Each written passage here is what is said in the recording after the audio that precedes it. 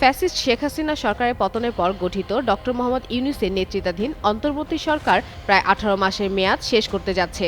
এই সময়ে সরকার সংস্কার, বিচার ও নির্বাচন এই ৩ লক্ষ্যকে সামনে রেখে কাজ করার কথা বললেও এর সাফল্য ও ব্যর্থতা নিয়ে রাজনৈতিক মহল, বিশ্লেষক ও মানবাধিকার সংগঠনগুলোর মধ্যে চলছে তীব্র আলোচনা। সরকারের দাবি, স্বল্প সময়ের মধ্যেই তারা রাষ্ট্র সংস্কারের পথে উল্লেখযোগ্য অগ্রগতি এনেছে। ১১টি সংস্কার কমিশন গঠন, জাতীয় ঐকমত্য কমিশনের মাধ্যমে প্রায় ৩০টি বিষয়ে রাজনৈতিক দলগুলোর সমঝোতা এবং ৪টি বিষয়ে গণভোটের উদ্যোগকে বড় অর্জন হিসেবে দেখানো হয়েছে। হোয়াইট প্লাস প্রো সেনসিটিভ স্কয়ারে মাঠের বাইরেও তো আমরা এভাবে দেশপ্রেম দেখাতে পারি।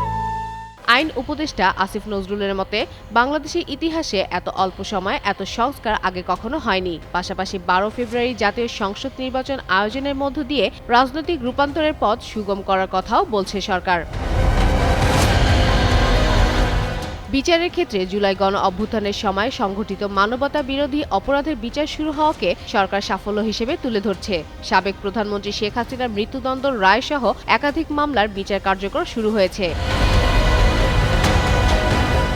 অর্থনৈতিক দিক থেকে বৈদেশিক মুদ্রার রিজার্ভ বৃদ্ধি, ব্যাংক খাতে কিছু সংস্কার এবং সামষ্টিক স্থিতিশীলতা ফিরিয়ে আনার চেষ্টার প্রশংসা পেলেও মুদ্রাস্ফীতি নিয়ন্ত্রণে ব্যর্থতা বড় দুর্বলতা হিসেবে চিহ্নিত হচ্ছে। অর্থনীতিবিদ ডক্টর দেবপ্রিয় ভট্টাচার্যের মতে, অর্থনৈতিক স্থিতিশীলতার মধ্যে সরকার তুলনামূলক ভালো করলেও সামাজিক ক্ষেত্রে তারা ব্যর্থ হয়েছে। তবে রাজনৈতিক ক্ষেত্রে নির্বাচনের দিকে এগোতে পারাটাও সরকারের একটা সাফল্য বলে মনে করছেন তিনি।